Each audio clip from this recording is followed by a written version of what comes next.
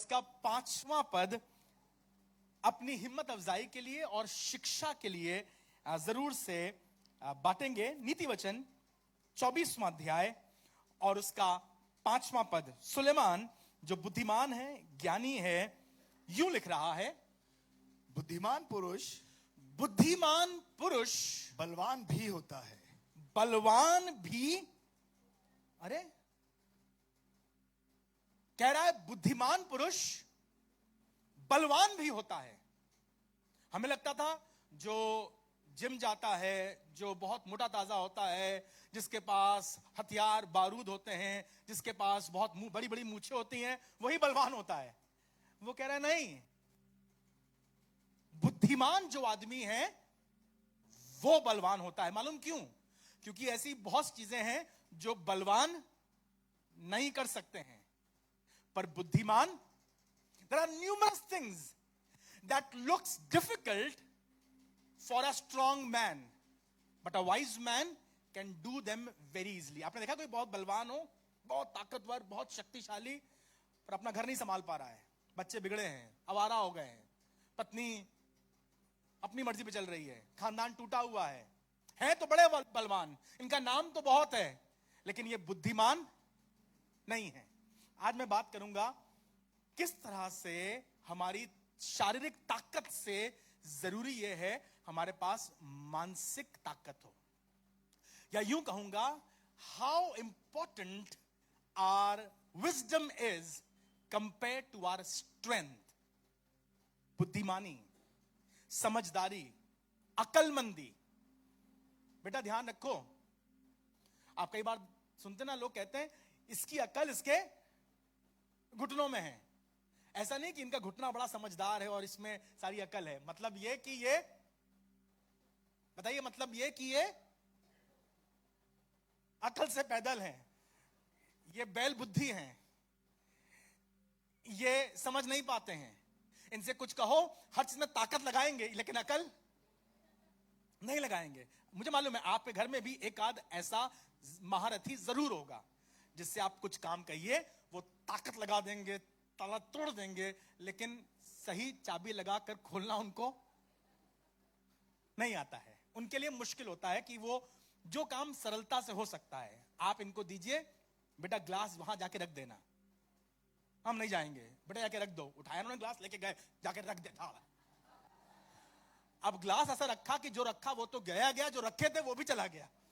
अब क्या है, ना घर में ग्लास है और ना कोई रखने को कहेगा। ये क्या है? ताकत बहुत है इनके, लेकिन ऊपर वाला माला। सुनिए, बड़ा अच्छी तरह से सुलेमान कह रहे हैं, क्या बता रहे हैं?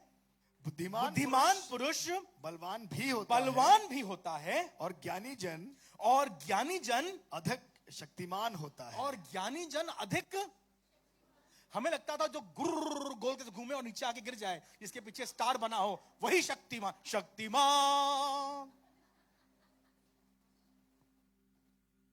और जाने कितने ऐसे शक्तिमान थे जो छत से नीचे कूद गए। मालूम है आपको ना, क्योंकि ये शक्तिमान थे लेकिन बुद्धिमान नहीं थे।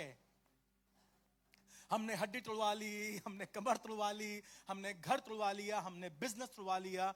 द रीजन इज क्योंकि हमें लगता था हम शक्तिमान हैं, लेकिन हम बुद्धिमान नहीं हैं। आज मेरी प्रार्थना है, प्रभु मेरी सहायता करो ताकि मैं बुद्धिमान बन सकूं।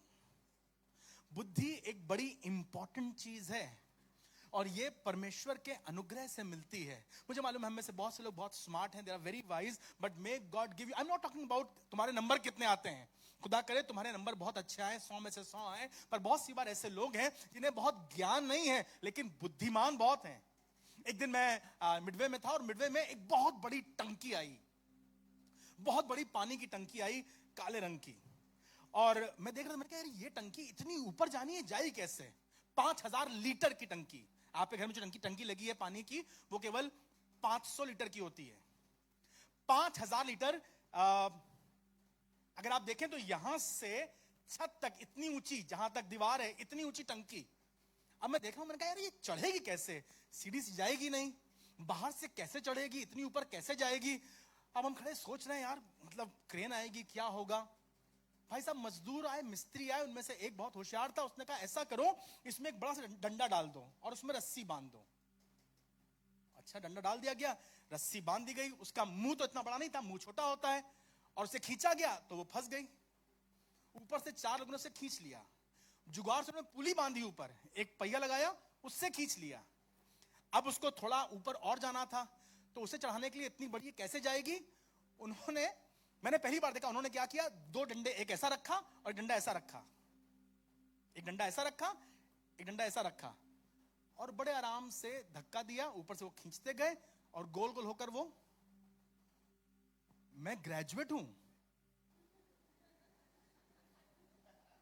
मैं ग्रेजुएट हूं, मैंने अपना इंटर पीसीबी से किया था, पर स्कूल में फिजिक्स केमिस्ट्री वालों ने ये सिखाया ही नहीं। भाई ये अनपढ़ आदमी है, ये कभी स्कूल नहीं गया। मुझे समझ में आया कई बार हम बुद्धि का इस्तेमाल नहीं करते हैं। और ध्यान सुनिए, हमारी घर पे जो डिग्रीज लगी है ना, पीएचडी और डॉक्टरेट और फलाना ढिमकाना, ये प्रमाण नहीं है कि इन्होंने इतनी पढ़ाई करी, इतने ज्ञानी हैं, तो इसका मतलब इतने बुद्धिमान भी हों। पापा जी, मैं आपसे कह रहा हूं, अपने बच्चों को पालने के लिए सिर्फ ताकत का इस्तेमाल, उतार के बेल्ट अभी सूद दूंगा तुझे। ये बेल्ट हर बार तुम्हारे बच्चे को सफल नहीं बनाएगी। मम्मा तुम्हारी चप्पल बड़ी अच्छी है, ऐतिहासिक है, इसने बहुतों का जीवन पार लगाया है, पर सिर्फ चप्पल ही पूजनीय नहीं है। अगर सिर्फ चप्पल ही पास करती तो स्कूल में चप्पल ही चप्पल होती।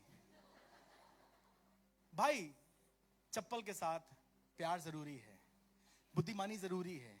सिखाओ अपनी बिटिया को, बेटा रोटी कैसे बनाना है, बेटा घर कैसे साफ करना है, बेटा घर कैसे सजाना है। सिखाओ अपने लड़के को कैसे बात करनी है। If you don't teach them and you just try to be strong on them, घर टूट जाता है, बच्चे बर्बाद हो जाते हैं, क्योंकि हमने कोशिश करी है बलपूर्वक ताकत से बाप हूं तुम्हारा यही कहकर उन्हें डराने की। जो बॉस ऑफिस में इस तरह से काम करता है, हल्का करके, डांट कर, आंख दिखा करके मार डालेंगे, निकाल देंगे नौकरी से, निकाल दो नौकरी से, उन्हें कहीं और नौकरी मिल जाएगी, पर तुम्हारा काम रुक जाएगा। सुलेमान जो बहुत बुद्धिमान है, समझा रहा है और कह रहा है, बुद्धिमान आदमी बलवंत होता है और ज्ञानी आदमी बहुत शक्तिमानों से अधिक सामर्थी होता है। 21वां अध्याय निकालिए इसी का, नीति वचन 21वां अध्याय, उसका 22वां पद। Book of proverbs chapter 21 and 22nd verse, बड़ी अच्छी लिखी हुई है, बहुत समझा करके बात कर रहा है। यूं लिखा हुआ है, बुद्धिमान शूरवीरों के नगर पर चढ़कर, शूरवीरों के नगर पर चढ़कर, बुद्धिमान लोगों की बात कर रहा है। बुद्धिमान शूरवीरों के नगर पर चढ़कर उनके बल को जिस पर वो भरोसा करते हैं, वो जिस पर भरोसा रखते हैं, नाश करता है। मतलब शक्तिशाली आदमी जो बहुत शूरवीर है, उसका बल नाश हो जाएगा। क्यों? क्योंकि बुद्धिमान आदमी ने चढ़ाई कर दी है।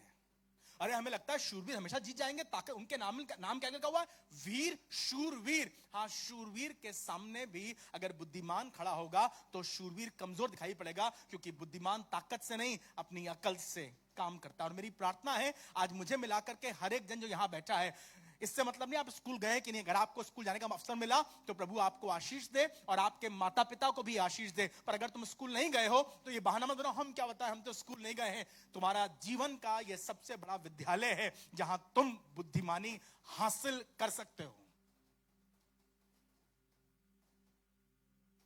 किसी ने कहा है, लाइफ से बड़ा कोई स्कूल नहीं है और हमारी गलतियों से बड़ा कोई सबक नहीं है। अगर अपनी गलतियों से सीख जाए ना, तो आप बुद्धिमान बन जाते हैं। और जीवन की चाल में हर दिन आपको मौका मिलता है, आप सीख सकें। आज मैंने गलती करी, आज मुझे ठोकर लगी, आज मैंने माँ से बुरी तरह से बात करी, आज मैंने बाप से बुरी तरह से बात करी, आज मैं ये काम कर रहा था, ऐसे गलत हो गया, आज मेरा रिश्ता खराब हो गया, अगली बार मैं ये काम नहीं करूंगा। Learn. If you are not learning and you are repeating your mistakes again and again and again, that means you are a foolish man.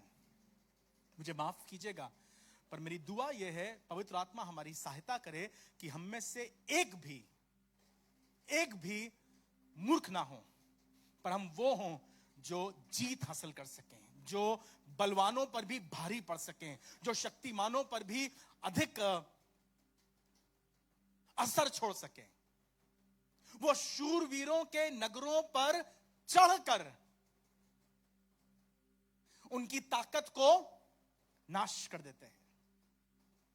बड़ी अच्छी कहानी लिखी है बाइबल में, मुझे अच्छा लगता है, आप निकाल के पढ़िएगा। पहला सैमुएल उसका 25वां अध्याय और उसका 10वां पद। यह कहानी बड़ी अद्भुत है और आप में से बहुत से लोगों ने इस कहानी को सुना होगा या नहीं सुना है, तो आज let us ponder a bit on this story.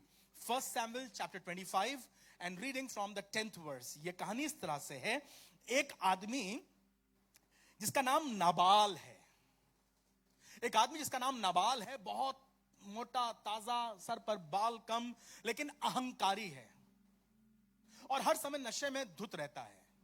इसकी बीवी बड़ी सुंदर है, बहुत अच्छी है और बहुत समझदार है। इसकी बीवी का नाम है अबीगैल। इंटरेस्टिंग कॉम्बिनेशन, अ डम man and a wise woman. Nabal अपने गांव में रहता है, अचानक से दुश्मनों ने नाबाल पर और इसके जानवरों पर और इसके चरवाहों पर आक्रमण कर दिया। दाऊद भी वहीं पड़ोस में रहता है। दाऊद को मालूम चला कि शत्रुओं ने नाबाल पर आक्रमण कर दिया, तो दाऊद अपने सैनिकों को लेकर, दाऊद जोरावर योद्धा था, ये पड़ोस के गांव से आए थे, दाऊद अपने बल दल को लेकर गया और जाकर उसने नाबाल को बचा लिया, उसके जानवरों को बचा लिया। उसने कहा हमारे पड़ोसी को कोई क्यों नाश करे, जाकर बचा लिया, बात खत्म हो गई। एक अच्छी रैपो इनके बीच में थी। अब क्या हुआ, दाऊद संकट में था, शाऊल उसके खिलाफ था, दाऊद छुपता फिर रहा था, दाऊद के पास खाने को भी नहीं था। अब दाऊद के जन भी बड़े परेशान थे, तो इसने अपने नौकरों को भेजा और कहा तुम नाबाल के पास जाना और नाबाल से कहना, नाबाल जब तुम मुसीबत में थे, नाबाल जब तुम संकट में थे, नाबाल जब तुम्हारे ऊपर आपदा आई थी और शत्रुओं ने तुम्हें घेर लिया था, तो हमने और हमारे जनों ने तुम्हें बचाया था। अब तुम्हारे यहां ऊन कतरा जा रहा है, तो तुम कुछ ऊन हमें दे दो, कुछ हमारी सहायता करो, ताकि हमारा भी गुजारा हो और हम लोग अच्छे रिश्ते में बने रहें। इस बात को हो गया था लगभग अब 8 महीने में नाबाल के अहंकार का पारा बहुत ऊंचा हो गया। खुदा ने इसे बरकत दी थी, इसके जानवर बढ़ गए थे, इसके रेवड़ बढ़ गए थे। तो जब दाऊद के जन आए ना, तो कहने लगा दाऊद होता कौन है। पढ़िए क्या लिखा हुआ है, पहला सैमुएल 25वां अध्याय 10वां पद। नाबाल ने दाऊद के जनों को उत्तर देकर उनसे कहा, दाऊद के जनों को उत्तर देकर नाबाल ने कहा, दाऊद कौन है? कौन है दाऊद? कौन है दाऊद?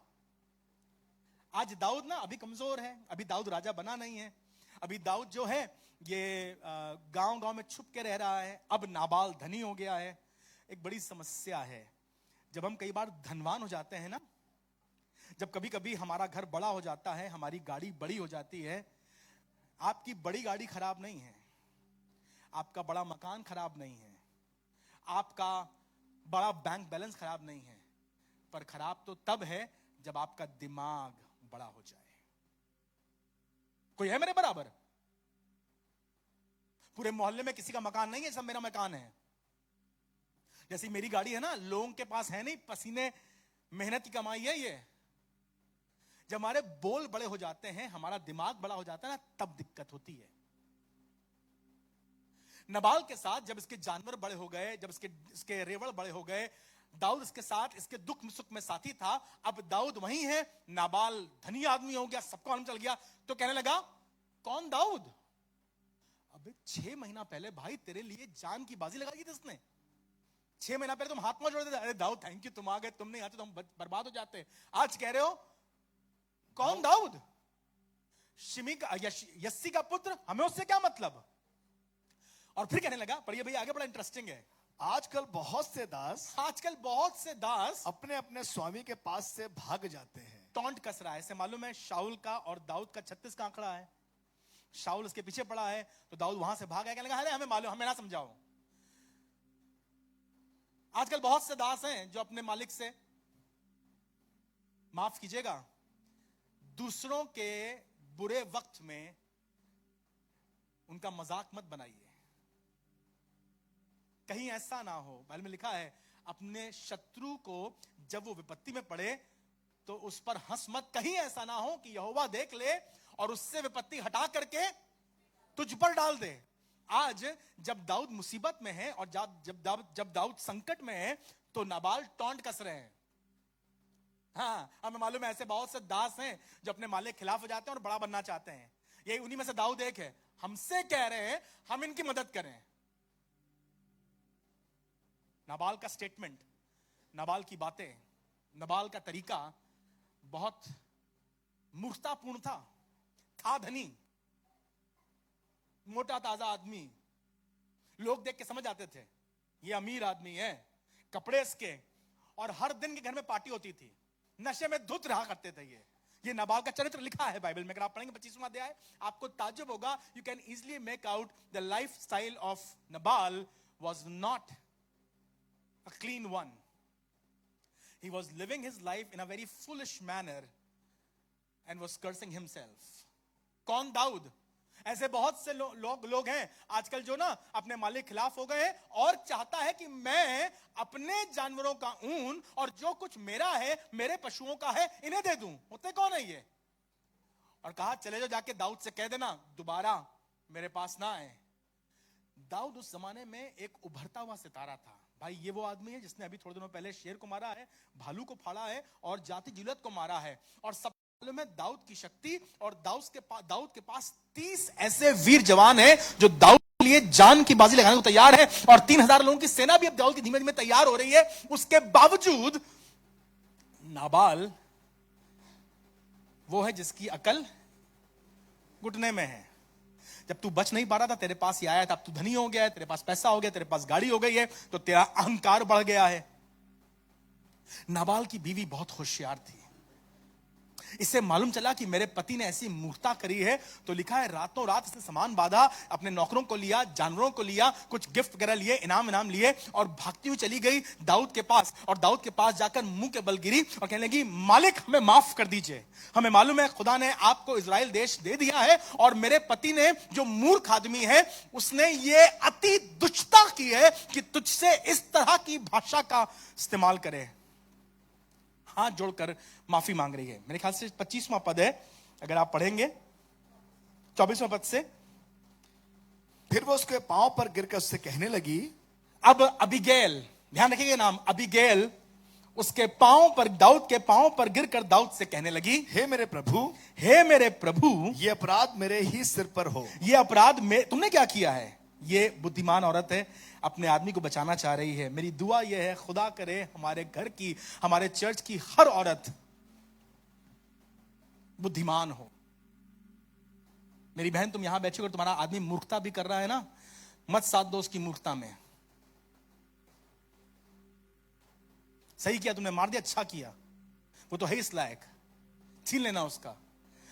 कई औरतें अपने आदमियों को उकसाती हैं, इजाबेल उनमें से एक थी। Different type of women are there in this world, पर मेरी दुआ ये तुम्हारे घर में है ना, वो उकसाने वाली ना हो, वो दबाने वाली हो। अच्छा दाऊद ने तुम्हें कैसा कहा?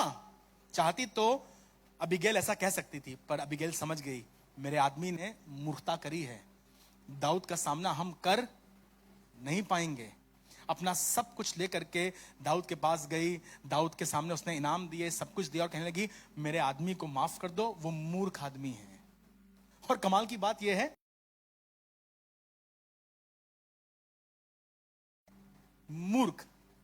मूर्खता, sometimes we are so foolish that we don't even understand what we are doing.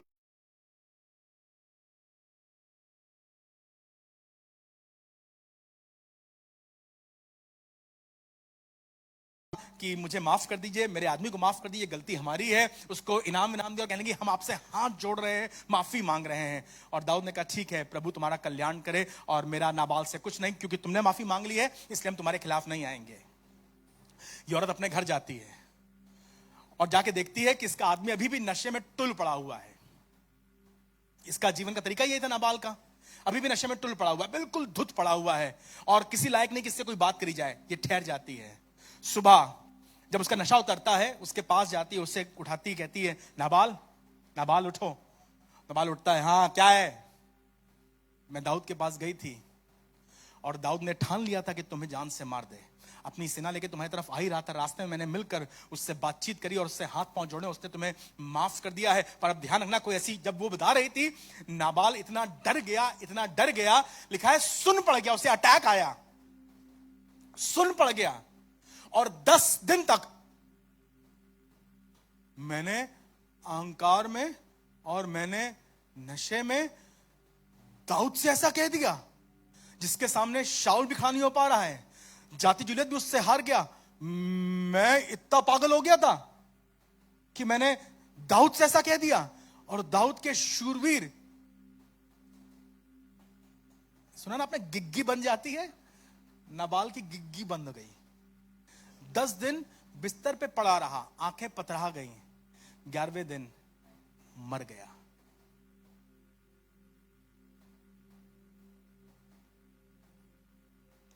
Nabal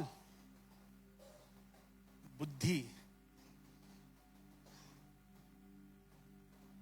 बहुत बलवानों से, बहुत रुपये से, बहुत पहुंच से बहुत ऊपर है।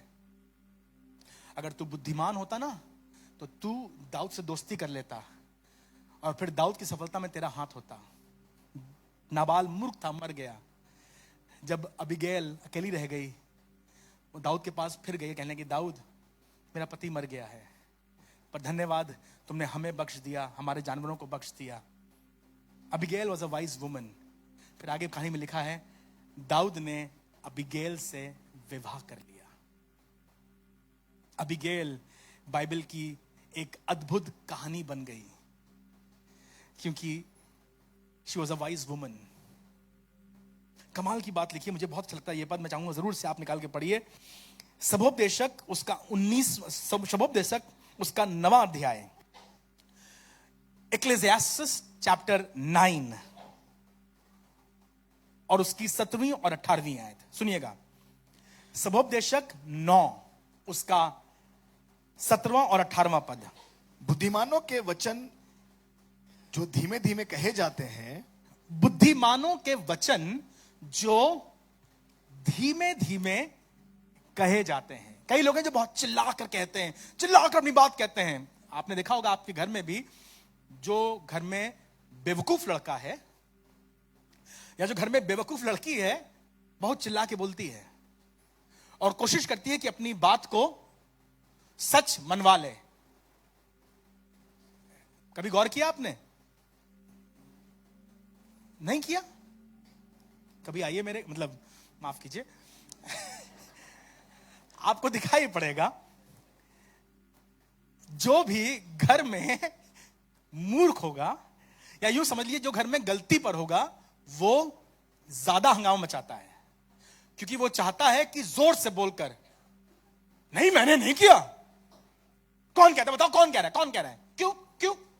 वो चिल्लाकर, डराकर, आंखें बड़ी करके कोशिश करते हैं। आप देखिए बाहर सड़क पर भी कोई लड़ाई हो रही है, आप समझ जाएंगे, जो आदमी आराम से खड़ा है, जो कंपोज खड़ा है, उसकी कोई बात नहीं, लेकिन जो रॉन्ग साइड से आ रहा है वो कह रहा है, हाँ हम गलत आ रहे थे, तो तुमने क्यों नहीं देखा? हाँ हम हैं ऐसे। कहने लगा, जो बुद्धिमान है वो धीमे धीमे बोलता है, उसको परेशानी नहीं, उसको चिंता नहीं है, उसे चिल्लाकर अपनी बात मनवानी नहीं पड़ती, क्योंकि उसकी बात, सब लोग कहते हैं नहीं बात तो ये सही कह रहे हैं। बुद्धिमान के धीमे धीमे बोले गए वचन वे मूर्खों के बीच प्रभुता करने वालों के चिल्ला चिल्ला कर कहने से अधिक सुने जाते हैं। वो मूर्खों के, राजाओं के, जैसे वो चिल्ला चिल्ला कहते हैं ना, उससे अधिक सुने जाते हैं। बुद्धिमान की बातें जो बहुत धीमे से बोली गई, शांति से बोली गई, अधिक लोग समझते हैं और सुनते हैं। मूर्ख लोग चिल्लाते रहते हैं, मूर्ख के राजा चिल्लाते रहते हैं, पर उनकी बात पर कोई ध्यान। अगला पद बहुत शानदार है जी। लड़ाई के लिए हथियारों से बुद्धि उत्तम है। लड़ाई के लिए हथियारों से ज्यादा बुद्धि उत्तम है। Wisdom is better than weapons.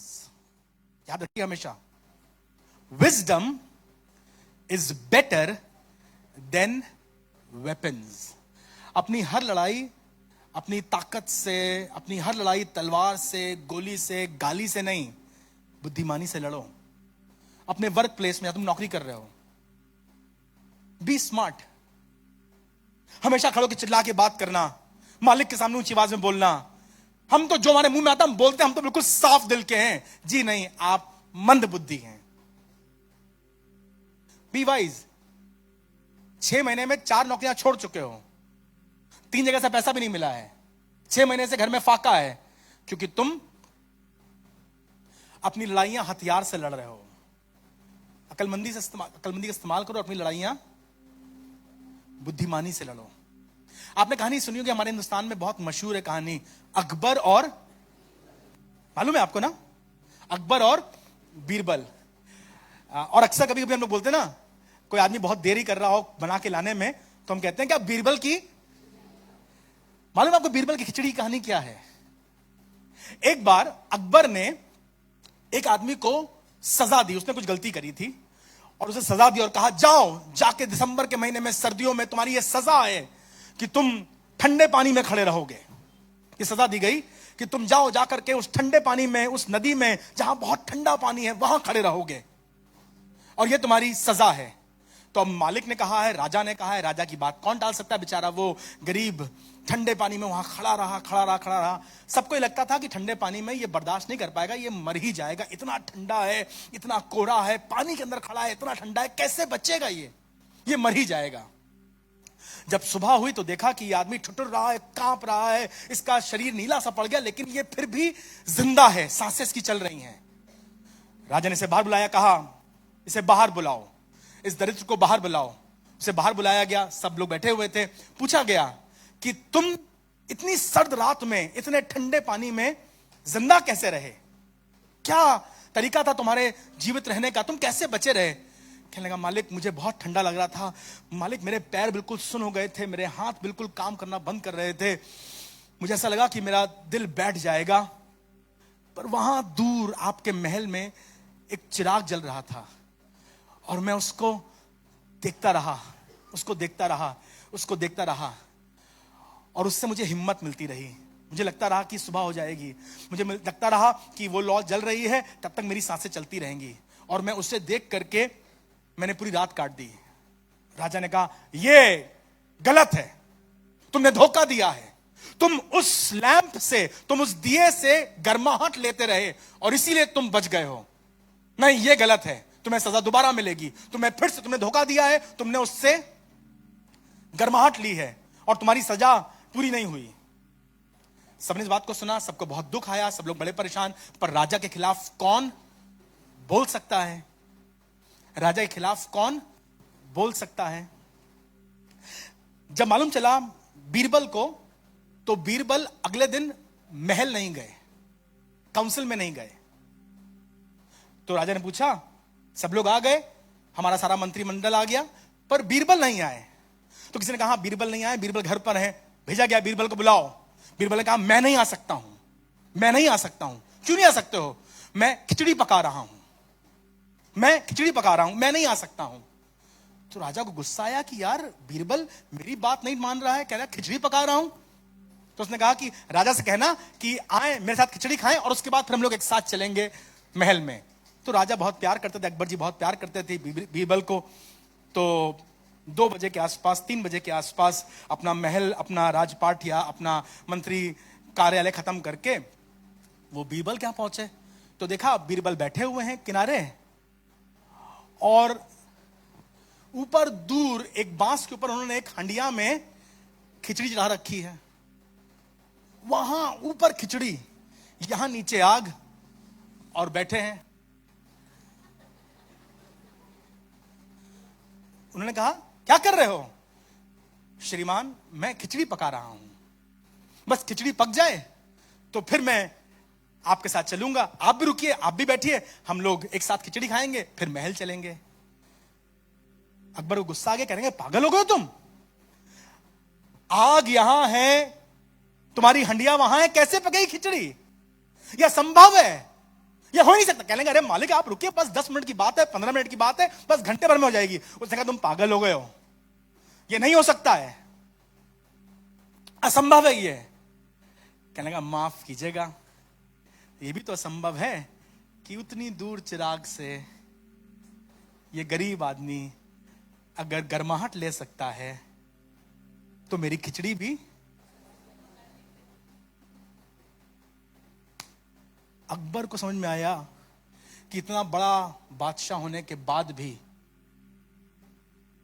मैं मूर्ख बन गया था और मैंने अन्याय किया। अपनी लड़ाई को ताकत से मत लड़ो, पर अपनी लड़ाई को बुद्धि से लड़ो, क्योंकि राजा के खिलाफ बोलने की शक्ति तो किसी के पास नहीं थी। हाँ, बीरबल के पास भी नहीं थी, Akbar the greatest king of all times. But तुम्हारी बुद्धि, तुम्हारी ताकत, तुम्हारे गुस्से, तुम्हारी तलवार से। जाने हम में से कितने लोगों ने अपनी ताकत, अपने तलवार, अपनी चिल्लाहट, अपने गुस्से के कारण अपना घर बर्बाद कर दिया। आज मेरी प्रार्थना है मेरे भाई, पापा जी, मेरी बिटिया, मेरी माँ, मेरी बहन, कोशिश करो अपनी लड़ाइयों को हथियारों से नहीं पर बुद्धिमानी से लड़ो। तुम्हारे पास लड़ाई है अपने बच्चे को लेकर के, तुम्हारे पास लड़ाई है अपनी पत्नी को लेकर के। You are fighting your battle in your business. Don't always use harsh words, don't always be in argument, don't always run with a sword. Nabal की तरह बड़ी बातें मत बोलो, अहंकार की बातें मत बोलो, पर अबीगैल की तरह बुद्धि का इस्तेमाल करो और खुदा तुम्हारी सहायता करे। ये अपनी आंखों को बंद करें। आज मैं किसी पर इल्जाम नहीं लगा रहा हूं, मैं किसी पर दोष नहीं लगा रहा हूं, पर आज याकूब का वो लेख आपके सामने बोलना चाहता हूं। याकूब ने अपने पहले अध्याय के 5वें पद में बोला, और जिससे बुद्धि की घटी हो वो यहोवा से मांगे, और जिसे बुद्धि की घटी हो वो यहोवा से मांगे, जो बिना उल्हाना दिए सबको उदारता से देता है।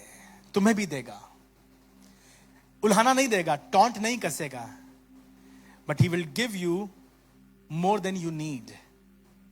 और सुलेमान आज इसीलिए लिख रहा है क्योंकि उसने खुदा से बुद्धि मांगी थी और खुदा ने उसको ऐसी बुद्धि दी कि इस पृथ्वी पर उसके बराबर बुद्धिमान कोई नहीं था। मेरी दुआ यह है आज जब तुम खुदा के सामने बैठे हो, मम्मा तुम्हारी हर बात पर लड़की नाराज हो जाती है, चिटक जाती है, घर छोड़ देती है, पापा तुम्हारा अक्सर झगड़ा हो जाता है, दोस्तों में बेटा तुम्हारा बनता नहीं है, तुम बात सही कहते हो लेकिन बुद्धिमानी से नहीं कहते हो, तुम्हारा बिजनेस फेल हो रहा है, in profession you are not successful, as a teacher you are failing, your parenting is failing, your ministry is on the back foot because you are not using wisdom. Weapons will always destroy, but wisdom will build. अपनी लड़ाइयों को प्रभु हमारी मदद कर कि हम हथियारों से नहीं पर बुद्धि से लड़ सके। मेरी भाषा में, मेरी शैली में आपका अनुग्रह हो, मेरी सहायता कर। मेरे पास ढेर सारे एग्जाम्पल्स हैं, ढेर सारी बातें हैं कहने के लिए, पर मैं बुद्धि का इस्तेमाल करूंगा और चाहता हूं ये पल आप लीजिए। चिल्ला चिल्ला कर, मूर्खों के शब्दों से बढ़कर धीमे धीमे कहे गए बुद्धिमान वचन एक्सेप्टेबल होते हैं।